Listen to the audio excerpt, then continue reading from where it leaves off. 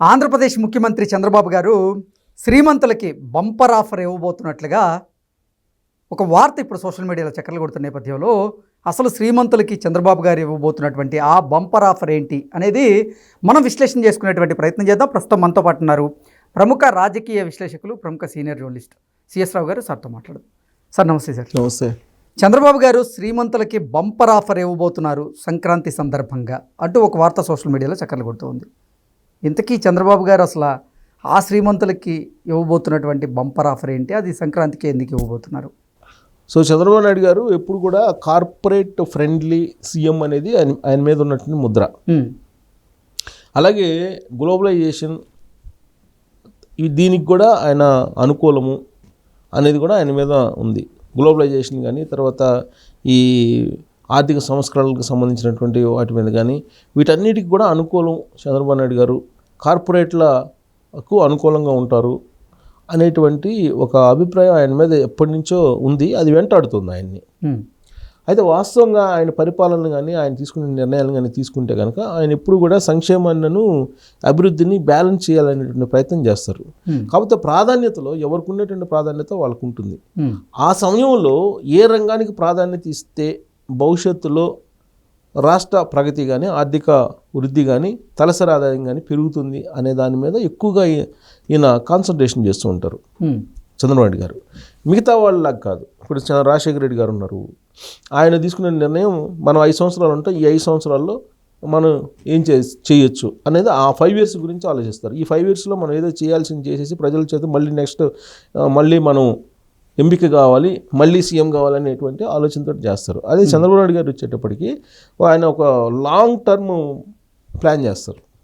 Long term plan చేసి ఆ దిశగా పునాదులు వేస్తారు. అక్కడే రాజకీయంగా ఆయన కొంత ఒడిదుడుకులకు గురైనటువంటి సందర్భాలు మనం చూసాం. ఇప్పుడు 2020 విజన్ ఎప్పుడో వేశారు 90sలోనే. కానీ 90sలో ప్రజలకు అర్థం కాల. 2020కి 90కి చాలా తేడా ఉంది కదా, 20 సంవత్సరాలు. 20 సంవత్సరాల తర్వాత నేను ఇలా ఉంటుంది అని చెప్తే వాళ్ళకి ఆలోచన కష్టం కదా. 5 సంవత్సరాల కానీ అంటే ఇదిగో నేను ఇది చేస్తున్నాను 5 సంవత్సరాల కంటే కనిపిస్తుంది, అర్థం చేసుకోగలరు. కానీ లాంగ్ విజన్ పెట్టుకున్నప్పుడు నీకు చాలామందికి అర్థం కాదు, అర్థం అయ్యే అవకాశం కూడా లేదు. ఎందుకంటే ఆకలైనప్పుడు నువ్వు అన్నం పెట్టాలి. నువ్వు ఆగు, నీకు పంచభక్ష పరమాణాలు పెడతాను, నువ్వు ఆగు, రేపు పెడతాను, ఈరోజు కాదని అన్నా అనుకో, నువ్వు ఈరోజు భోజనానికి ఆకలి అయ్యేవాడికి ఇంపార్టెంటా, లేకపోతే పంచభక్ష పరమాణాలు రేపు పెడతాడు కాబట్టి రేపు దాకా ఆగుదాం అనుకుంటాడా? ఆకలైనోడు ఇమీడియట్గా ఏదో ఒకటి పచ్చడి మెతుకులని ఇప్పుడు పెట్టేసి అంటాడు. అవును, సేమ్ అదేమో రాజశేఖర రెడ్డి గారు ఇంప్లిమెంట్ చేశాడు, పచ్చడి మెతుకులు పెట్టేశాడు. పంచభక్ష ప్రణాళికలు పెడతానని చెప్పి ఈయన ఆపే టైంకి ఈయన నష్టపోయాడు. సో ఆకలిగా ఉన్నోడికి ఏం పెట్టాలనేది ఇమీడియట్గా వాళ్ళకి తెలుసు. సో అదే సేమ్ అలానే చంద్రబాబు నాయుడు గారు ఎప్పుడు కూడా లాంగ్ టర్మ్ ప్లాన్స్ తర్వాత ఇవన్నీ ఆయన వేస్తూ ఉంటారు. అందుకే ఆయన కార్పొరేట్ మనిషి అని అంటుంటారు అని చెప్పి ఆ యాంగిల్లో ఆలోచిస్తుంటారు. వ్యవసాయం దండగా అన్నాడు ఆయన అని చెప్పి అంటుంటారు. వ్యవసాయం దండగాని ఎక్కడ అన్నటువంటి ఆధారాలు చూపించమంటే ఇంతవరకు ఎవరు చూపించలే. చనిపోయినటువంటి రాజశేఖర రెడ్డి చూపించలేదు, ఇప్పుడు ఆయన వారసుడిగా ఉన్నటువంటి జగన్మోహన్ రెడ్డి గారు ఇంతవరకు చూపించలే. ఊరికి అంటుంటారు వ్యవసాయం దండగానే. వాస్తవంగా ఆ రోజు ఉన్నటువంటి పరిస్థితుల్లో కరువు పరిస్థితులు, చంద్రబాబు నాయుడు గారు 95లో ముఖ్యమంత్రి అయితే 2004 దాకా కరువు, 2005 దాకా కరువు పరిస్థితులు.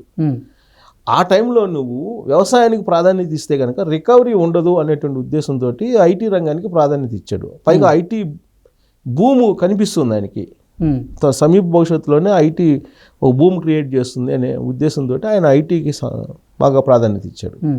ఈలోపు కరువు వచ్చింది, అవన్నీ ఆయన చేసింది ప్రజలకు నచ్చలేదు, ఆయన దిగిపోవాల్సి వచ్చింది. దాని ఫలితంగా అభివృద్ధి చాలా లేట్ అయింది ఉమ్మడి ఆంధ్రప్రదేశ్లో కూడా. అయితే ఇక్కడ చంద్రబాబు నాయుడు గారు శ్రీమంతులకి, ఉన్నోళ్ళకి, కార్పొరేట్లకి, పారిశ్రామిక వీళ్ళకి అందుబాటులో ఉంటాడు, మామూలు వాళ్ళకి అందుబాటులో లేడు అని అంటారు. బట్ పెన్షన్లు ఇచ్చింది ఎవరు, పెన్షన్లు పెంచింది ఎవరు? ఆయనే. పెన్షన్లు పెంచింది ఆయనే. సంక్షేమానికి కూడా ఆయన ప్రాధాన్యత ఇస్తాడు. ఇప్పుడు ఎస్సీ కార్పొరేషన్ నిధులు పెంచింది ఆయనే, కేటాయింపులు. బీసీ కార్పొరేషన్ ఇప్పుడు ఆదరణ లాంటి పథకాలు పెట్టింది ఆయనే. ఆర్థికంగా స్వావలంబన సాధించాలి మహిళలు అని చెప్పి పెట్టింది ఆయనే. మరి కార్పొరేట్లు మనిషా లేకపోతే చంద్రబాబు నాయుడు గారు సామాన్య జనం మనిషా? ఇవన్నీ చూసుకుంటే, ఇటువైపు ఈ యాంగిల్లో చూసుకుంటే ఆయన పేదరికం లేనటువంటి సమాజం ఎలా అనే దాని మీద ఆయన ఆలోచిస్తుంటాడు. అసలు పీపీపీ మోడ్, ఇప్పుడు మళ్ళీ P4 మోడ్ తీసుకొచ్చారు. ఇవన్నీ కూడా పేదరికాన్ని లేనటువంటి సమాజం కోసం ఆయన చేస్తుంటాడు. అయితే ఈ లోపల పేదరికం లేని సమాజాన్ని స్థాపించాలంటే ముద్ర అయితే వేసి ఆయన తీసుకొచ్చి పేదలకు ఇవ్వలేడుగా. ఎవడో ఒకరు ఉన్నోడిని పట్టుకొచ్చి ఇండస్ట్రీ పెట్టేస్తే తద్వారా వీళ్ళు బెనిఫిట్ పొంది ఆ తర్వాత వీళ్ళు గెయిన్ అవుతారు. అంతే తప్ప నీ కార్పొరేట్లు లేకుండా, కుబేర్లు లేకుండా, ధనవంతులు లేకుండా, పారిశ్రామికవేత్తలు లేకుండా అభివృద్ధి అనేది సాధ్యం కాదనేది ఆయన పాలసీ.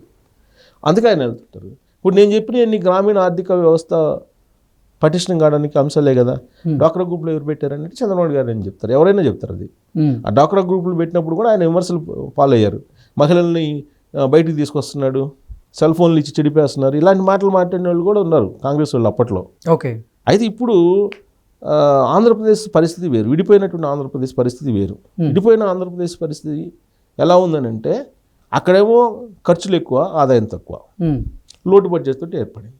ఇలాంటి సందర్భంలో రోడ్లు వేయాలి, మౌలిక వసతులు కల్పించాలి, సంక్షేమ పథకాలు అందించాలి, ఆయన చెప్పిన సూపర్ 6లు అన్నింటినీ కూడా ఇవ్వాలి కదా.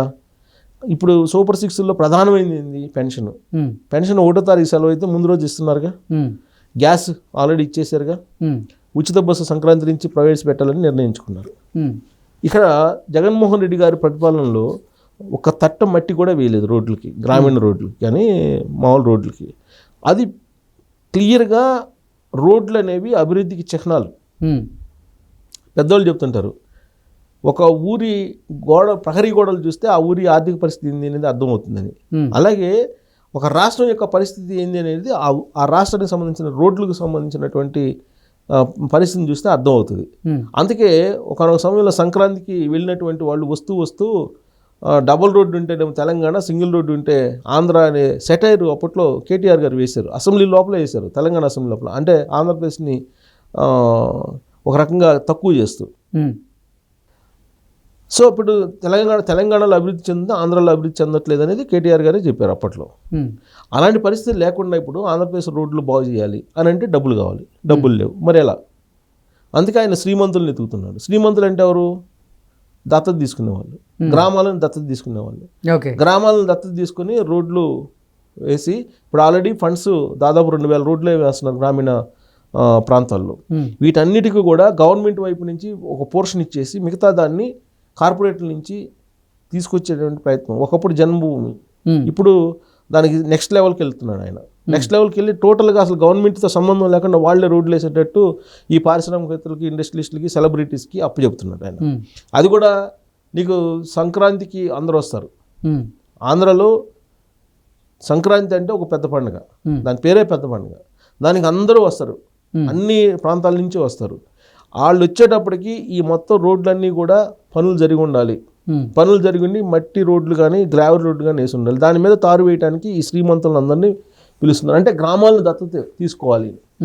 ఎన్ఆర్ఐలు కానీ, ఐఏఎస్లు కానీ, ఐపీఎస్లు కానీ ఎవరైతే ఆ ఊరి నుంచి వెళ్ళి స్థిరపడ్డారో బాగా ఆర్థికంగా, వాళ్ళందరినీ అట్రాక్ట్ చేసి వాళ్ళకి అప్పచెప్పేటువంటి కార్యక్రమం చేస్తూ ఉన్నారు. వాళ్ళు పోగా మిగిలినటువంటి గ్రామాలు ఏవైతే ఉన్నాయో వాటిని ఐఏఎస్లు, ఐపీఎస్లు తీసుకునేలాగా చేస్తున్నారు. సెలబ్రిటీలు అందరు తీసుకోక, అంటే టోటల్గా ఏంటంటే గ్రామీణ రోడ్లు, గ్రామీణ ఆర్థిక వ్యవస్థని బలోపేతం చేయడానికి ఆయన ఆంధ్రప్రదేశ్ ఖజానా నుంచి డబ్బులు కొంత తీసినప్పటికీ కూడా మిగతాదంతా కూడా శ్రీమంతుల చేత పెట్టించాలి అనేటువంటి ప్రయత్నం చేస్తున్నారు. ఇది చూసిన తర్వాత ఆయన కార్పొరేట్ల మనిషి అనుకోవాలా, పేదల మనిషి అనుకోవాలా? పేదల కోసమే కదా కార్పొరేట్లని లేదంటే శ్రీమంతులను వాళ్ళు ఆకర్షిస్తుంది. అక్కడ రేపు గ్రామీణ రోడ్లు బాగుపడాలని ఎవరి కోసం అనుకుంటున్నారు? అక్కడ ఉండేటువంటి పేదల కోసం అనుకుంటున్నారు. కాబట్టి శ్రీమంతులను ఆకర్షించి సంక్రాంతి సందర్భంగా ఆయన ఒక టార్గెట్ పెట్టుకున్నారు. గ్రామీణ రోడ్లు అన్నింటినీ కూడా వాళ్ళకి అప్పచెప్పేసి గ్రామాలనే దత్తత ఇచ్చేయాలి అని దానికోసం ముందుకు కూడా వస్తున్నారు. ఎన్ఆర్ఐలు, సెలబ్రిటీస్ కూడా ముందుకు వస్తున్నారు. అలాగే పొలిటీషియన్స్కి కూడా కొన్ని దత్తత తీసుకోమని చెప్తున్నారు. అలాగే ఐఏఎస్లు, ఐపీఎస్లకు కూడా కొన్ని గ్రామాలను దత్తత తీసుకోమని చెప్పి ఆయన ఎండార్స్ చేస్తున్నారు. కాబట్టి రాబోయేటువంటి రోజుల్లో అన్ని గ్రామాలు దత్తత గ్రామాలుగా మారే అవకాశం ఉంది.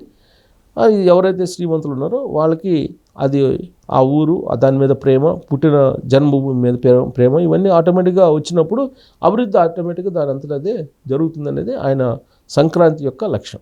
Okay sir, thank you so much. Thank you.